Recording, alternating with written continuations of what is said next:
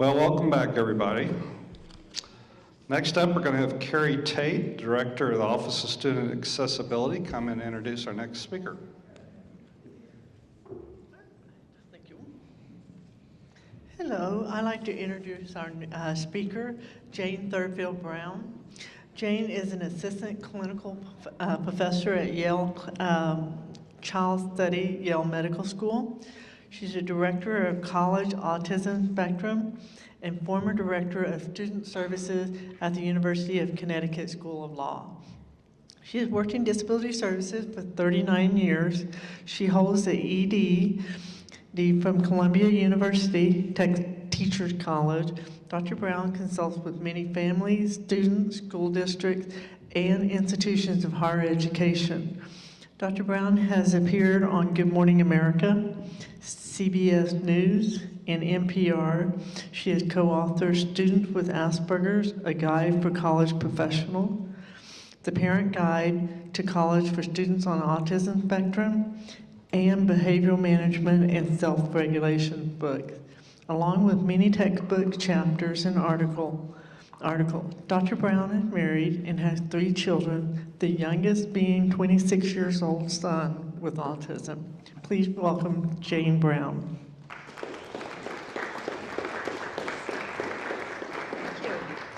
Thank you, Carrie, and thanks for having me here today. I appreciate the opportunity. I've only been in Texas for about 20 hours, I think, not even. But so far, it's beautiful and it's big. I'm going to talk to you today a little bit about neurodiversity, especially as it applies to the world of employment. I think a lot of colleges are using the neurodiversity term to mean autism. I'm going to talk more about autism, but neurodiversity really includes lots of different issues, like autism, like ADHD, most psychiatric disabilities, some learning disabilities, but what we really need to think about is how neurodiversity and how all of these differences affect us in education and then in employment. So I'm not going to go through all of the slides only because I have too many for the 45 minutes that we have, so I'm just going to kind of skip through. So a quote from Steve Silberman in his book Neurotribes. Imagine if society had put off the issue of civil rights until the genetics of race were sorted out, or denied wheelchair users access to public buildings while insisting that someday, with the help of science, everyone will be able to walk. Viewed as a form of disability that is relatively common, rather than as a baffling enigma, autism is not so baffling after all. Designing appropriate forms of support and accommodations is not beyond our capabilities as a society, as the history of the disability rights movement proves. But first, we have to learn to think more intelligently about people who think differently. That last line should mean so much in higher education. Learning to think more intelligently about people who think differently. We like to be around people who think like us, who look like us, who act like us, and we're uncomfortable when people are different. And we need to learn to think differently about people who are different. And it's so important in our educational settings and our employment settings, but not many people get that. From many years ago, Harvey Bloom, neurodiversity may be every bit as crucial for the human race as biodiversity is for life in general. Who can say what form of wiring will prove best at any given moment? We know that the world is changing rapidly, and we don't know what kind of learners and thinkers we're going to need in order to be successful.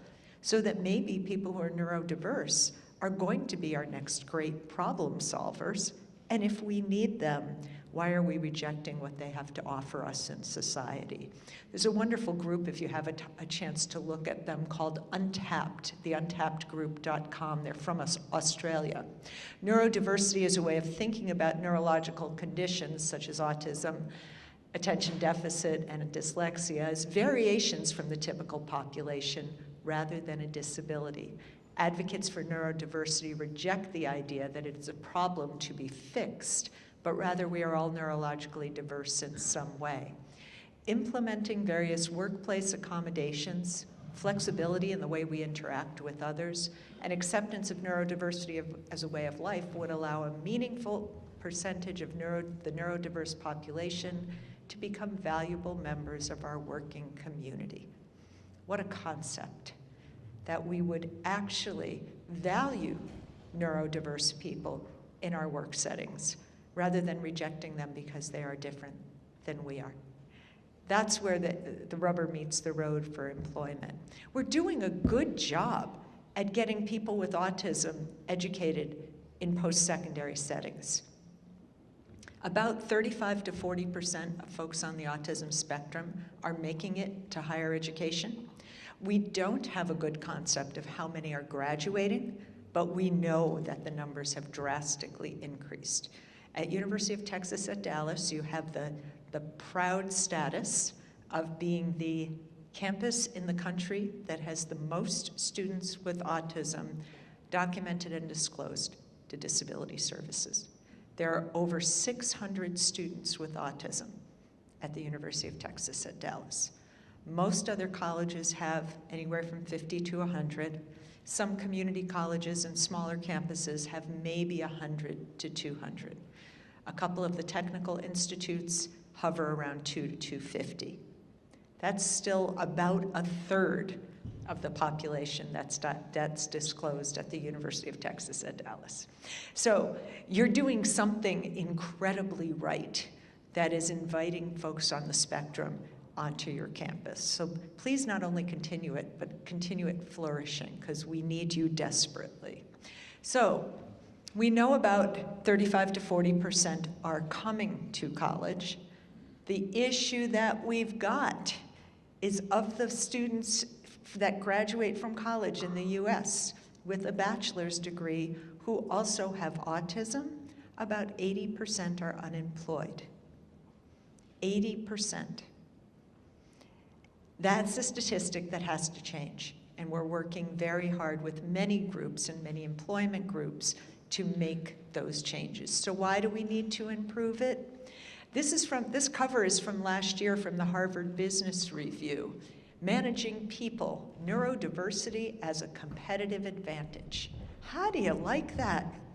People want our folks on the spectrum to work for their corporations, because there's a lot of strengths that folks on the spectrum offer that companies know they cannot get from other people. People are loyal. People want to stay with the corporations. What we know now is that people who are very successful usually jump corporations from one to another to move up that career ladder. A lot of folks on the spectrum do not do that. They are loyal to their corporation, they stay, and they want to grow within the company instead. So I get about 5 to 7 emails a week from companies asking me to refer college students with autism to their corporation because they're looking for autistic applicants. What a concept. I've been working, my specialty has been within students with autism for about 22 years. If anybody had told me even 5 years ago that I'd start getting those kind of emails, I wouldn't have believed it. So now we have to move to making sure employers understand how to work with people with autism, and we're doing that in many places. There's a group that was initially started by SAP. Is there SAP in Texas? Does anybody know? Yes. SAP started a program called Autism at Work with the goal of having 1% of their workforce of 70,000 people to be people with autism by 2020. And so they have a different kind of interview system. They have a different mentoring system that works really well for folks on the spectrum. But we know that the prevalence rates of autism are different in different parts of the country, and the opportunities are different in different places. In some places, we've had the numbers at 1 in 150. That was back in 2000. But as early as 2015, we've had numbers like 1 in 45 people being diagnosed with autism in certain parts of the country. In general, right now, the studies from 2016 have told us that 1 in 59 people have autism. 1 in 59 children between the ages of 8 and 12 will be diagnosed with autism. Those are very high numbers, making this truly a societal issue. The students who are at UT Dallas right now, those with or without autism, need to understand people on the spectrum, because with 1 in 59 people being diagnosed, these are folks as adults who are going to be students' next door neighbors, they're going to be their coworkers, they're going to be the parents of their children's friends, they're going to be the people that run the businesses in your community. This is a societal issue, not just an educational issue. We know that for factors of college success, and we hear this a lot, that college is truly a vehicle to obtaining competitive employment. And often people think, well, if I'm really smart, college is going to be easy. And the reality is, as Christy very well put, sometimes the best employees are not those who graduate with the highest GPA. I mean, from Christy's talk, I think we can all see Christy's a really good employee, but maybe she wasn't on the top of the list resume-wise with the people who had a 4.0. But I bet some of those people who had a 4.0 graduating maybe weren't the best, turning out to be the best employee. They might have been really good students. So we did a lot of work a few years ago to look at what it was that students with autism needed in order to persist through college and to graduate. And what we found is the number one thing for all students, not just students on the spectrum, was resilience. We needed people to be resilient in order to be able to persist through college and get through those courses they really weren't interested in, and those faculty members they might have struggled with, and those roommates they struggled with, or the food in the dining hall, or anything else that they had trouble with. Then came social communication, which can be really difficult for folks on the spectrum, because our folks on the spectrum really have trouble with social relationships. Then it was executive function, all those things that allow us to do future planning, all those things that help us to keep our schedules together and to get to places we need to be and get all our work done. Then self-regulation, being able to put ourselves together when things are maybe not going so well, and then academic ability. So in other words, you have to be able to function academically, but if you don't have the other pieces, it's not going to work. And I think that's really important for employment also. In order to be good at your job, you have to have the skills for the job and be good at other things. You need those social pieces. You have to be able to work with people. You have to know how to work with a boss, how to report to work on time, and how to get the job done. What we know is that our current measures of college readiness don't really match what's going on in the high schools, and that's where all of this starts. I'm always blown away. I work with a lot of families doing college counseling and transition counseling. I'm always blown away by how few high school students work. Are you seeing that too in this area? It used to be high school students had jobs. That's how you learned how to be an employee. You know, you had those jobs, those summer jobs as a lifeguard, or you worked at the grocery store or the movie theater, and that's how you learned how to work, because you practiced. And the students we're seeing today at college, fewer and fewer have had jobs. And they may say, gee, I need a job for a couple hours a week while I'm on campus. But even then, go to so many campuses where even their work-study jobs, they can't fill them all because no one wants to work.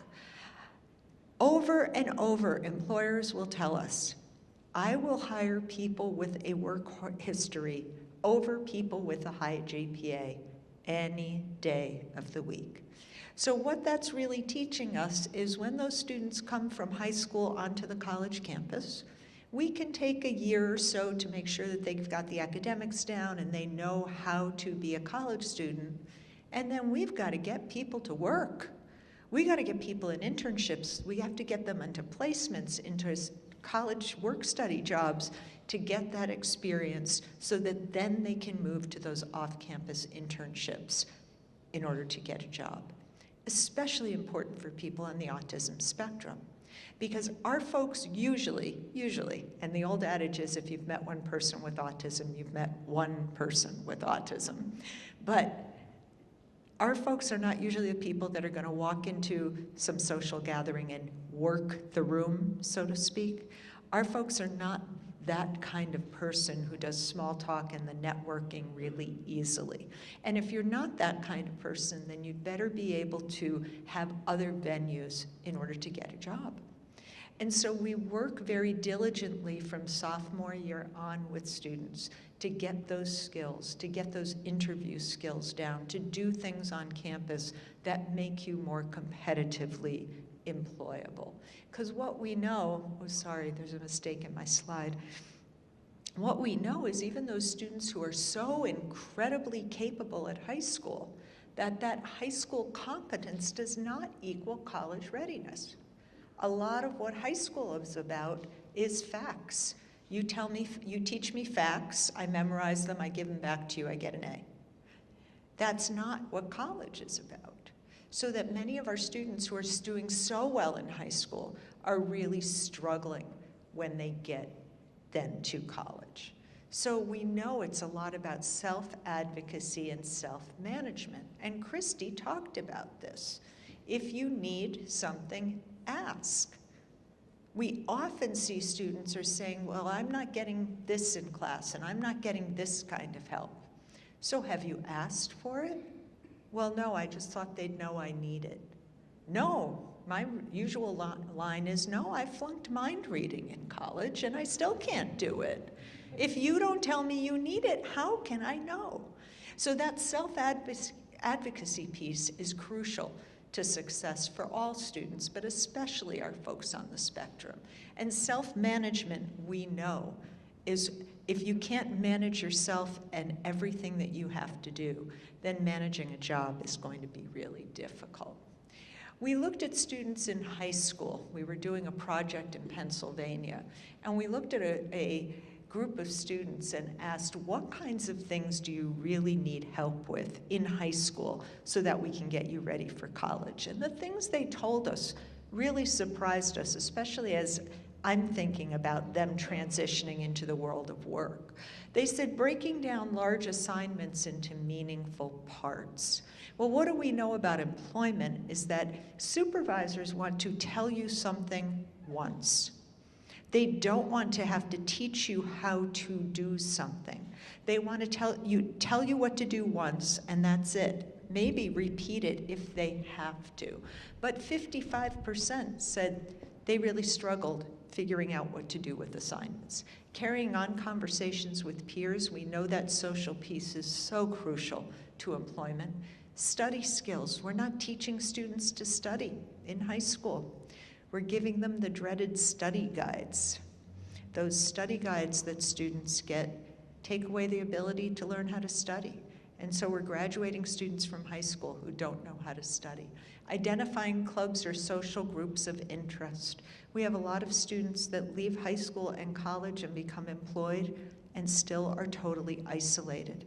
And when you're isolated, you can get easily depressed, and then you're not as productive employment-wise. And then finding strategies for initiating work or motivating myself to do work. Do you know what that means? Getting off the video games. The ability to get off the video games and do what you know needs to be done. So we looked at how we could implement that into the high school teaching skills and tried to help the students with those, the teachers and the high school staff with those things as being crucial. I love this quote from Kaufman, from the behavioral scientist last year, thinking of autism differently. We're now understanding what people on the autism spectrum have rather than what they lack, and what they have is a social creativity and an unconventional social style. I love that. We always think of it as aberrant, and I like that Kaufman thinks of it as unconventional. There's a great book, if you have a chance to read it, tied to Shiro, who's a psychologist who works with a lot of folks with autism. So he asks one PhD student, why do you think you have lapses in attention to social expectation? And the student's response, Why do you have lapses in your attention to advanced organic chemistry? It's true. We might focus on social things, but we don't focus on things that folks on the spectrum might want to focus on. And that's true. If we have different focuses, why not be able to appreciate the other person's focus? Many folks on the spectrum say to me, I don't understand why everybody's so concerned with my social skills, because I know I'm really not concerned with your social skills.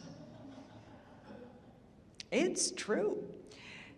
So we know that neurodiversity adds something that universities were built on, which is the ability to generate alternate solutions.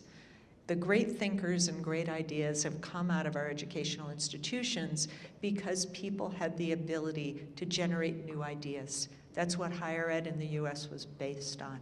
So really, our next great problem solvers usually are people who think differently, people who have a different perspective. And that's what we look at with people with autism, and why employers now are contacting me to say, can you send us people with autism for the following job opportunities? I think we need to think about that more on our college campuses. How can we start employing folks on the spectrum on our own campuses as seeing them as our next great problem solvers and people who can think out of the box and think differently? I'm going to skip some of the legal things because I think that we're not going to focus on that with employment right now. I want to talk a little bit about the differences with folks with autism. One of my colleagues, Carrie Dunbar and Simon Baron-Cohen, talks about it as systematizers versus empathizers, meaning that, now I don't want to give any idea that people with autism do not have empathy or do not have emotion. They certainly do, they just exhibit it in very different ways than a neurotypical person might. However, most people with autism are more comfortable with systems and with implementing systems rather than doing things around emotion. The issue is that being able to take someone else's perspective is usually not a strong characteristic of folks on the spectrum. So if you cannot understand other people's thoughts or feelings as being different from your own, and you may not have the capacity to understand those, you would need to be motivated to understand them and respond to them in order to have a reaction. And since most people on the spectrum aren't motivated to respond and capable of understanding those, that may be the core deficit of folks on the spectrum. And that also may be what frees up a lot of their brain power to think about other things like systems. Because how much time do we spend saying, well, I'd really like to do this, but then what would my boss think of that? What would my coworkers think of that? We spend a tremendous amount of energy trying to figure all that out. And most people on the spectrum are not thinking in those ways. I'm going to skip the accommodations piece for now because I don't think that's important. And are there faculty here today? Which department? Management?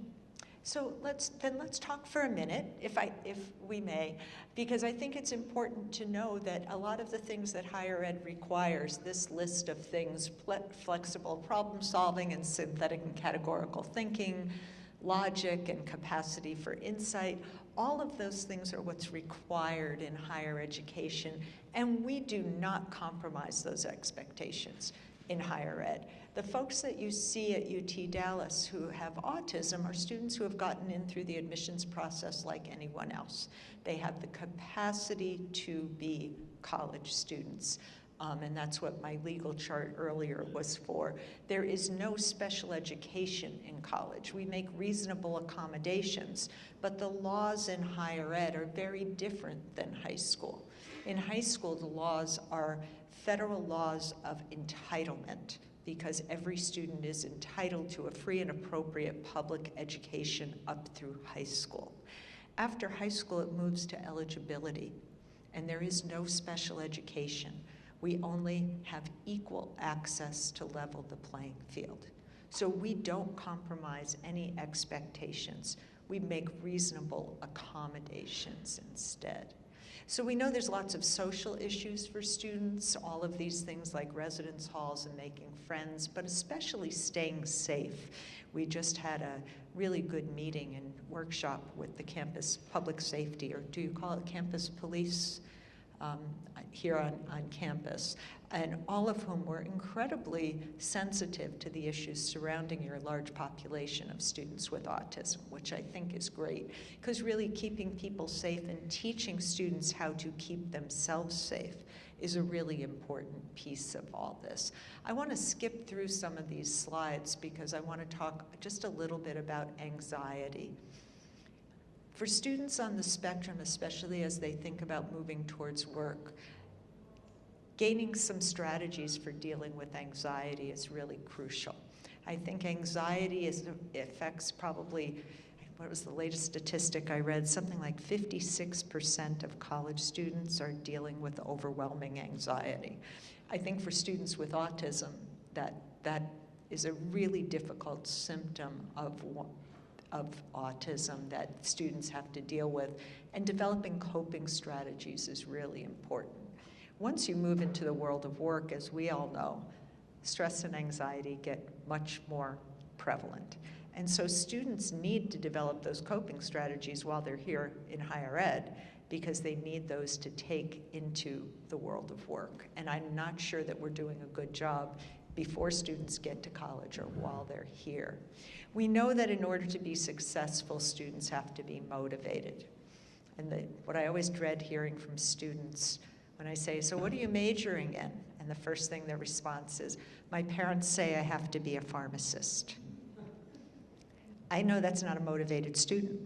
That's motivated parents. It's not a motivated student. And that's a problem, because we know that students who are only dealing with external motivation are not successful in higher education. It has to be internal. So we have to find what students are passionate about and help to draw it out from them in order to help make them successful students. And so what we do is break things down and try and be able to give more rewards for students. We know that successful students understand and accept their disability, and Christy did a great job explaining that. We don't hear that frequently from students. What I usually hear from families is, we'd like you to work with our son or daughter, but don't tell them they have autism. My response is always, I'm sorry, then I can't work with your son or daughter. I feel like you need to not only understand your autism, but to be able to self-advocate for what you need. And if nobody's going to tell you you have autism, how can you do that? It's really hurting your child rather than helping them. We know that successful students know what works for them and can eventually communicate that to an employer.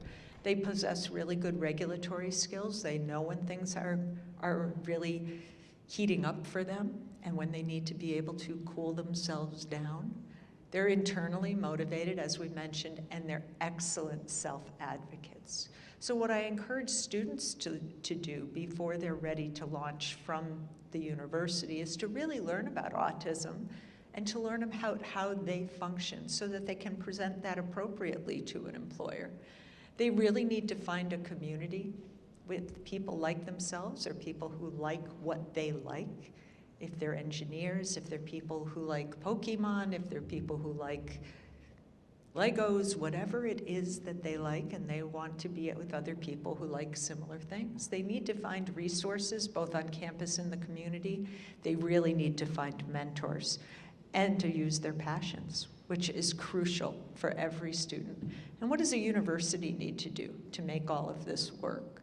Often we need extra support programs to provide some of this knowledge for students.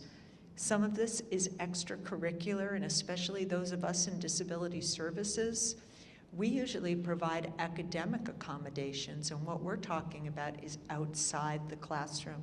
It's teaching a lot of independence skills. We provide a lot of training, and I've met with some of your staff today, and we'll be meeting with faculty tomorrow. We really need to prepare students earlier. We need to get into the high schools. We need to start, when I can, I start in 8th grade with students and families. Because most of these concepts really need to be developed early on. We need to get students jobs in high school so that they start learning how to manage their time and learn what motivates them. And we need to help prepare families. There's very little out there in terms of services. There's very little out there in terms of support for families who are dealing with someone on the autism spectrum and trying to get them as successful as possible. There's very little for the folks who are really lower functioning on the spectrum, my term. I know some people don't like that term. For the students who are not as symptomatic or who I call college capable, there's even less services. Because if you're not having significant academic or behavioral problems, there's much less available in the society to help us out. So helping to prepare families is really something that we have to work at very hard.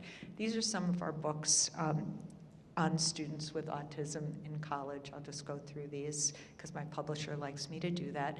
And this is how to contact me if you like. So I think I have a few minutes to take questions before we do a panel. Does anyone have questions?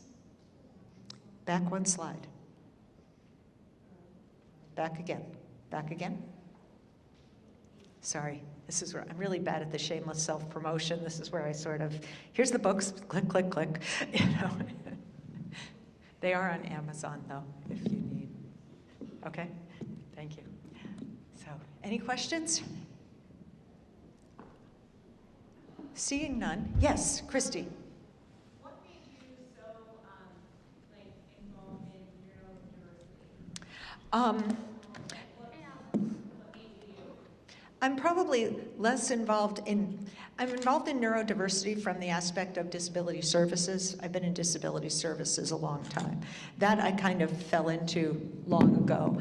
I got involved in working with students with autism because way before my son was born, in the early 80s, I was seeing lots of students that didn't fit their diagnosis. I was getting people with learning disabilities that didn't just have a learning disability. I was seeing folks with OCD or psychiatric diagnoses, and it just didn't make sense. So I started doing a lot of research, and it was in the early to mid 80s that the first papers were printed in English about Asperger's, which now we call autism spectrum disorder since the last DSM. But I started researching it, and it just fit. And I wasn't going to change anyone's diagnosis or label. I just started working with students differently from what I was learning from my research. And then about 8 years later, I had a son who I knew by 15 months was autistic. But in those days, they didn't diagnose till age 3. So I just started working with him the same way, but a little differently. He's a lot more severe than my college students. But that's what got me involved. And then a year or so later, I just put something out on a listserv and said, I'm starting to think about working on issues of college students with autism. Has anybody seen any students on the spectrum on your campuses, or has anybody done this work? And 2 colleagues responded to that and said yes, and I'm working with some students, and the 3 of us have been together ever since. We've written a number of books, done lots of research, and that was 22 years ago. So, you know, at that time there weren't a lot of students with autism on college campuses. We've sort of been banging this drum around the country for a long time. So, thank you. Good question. Anyone else? Yes.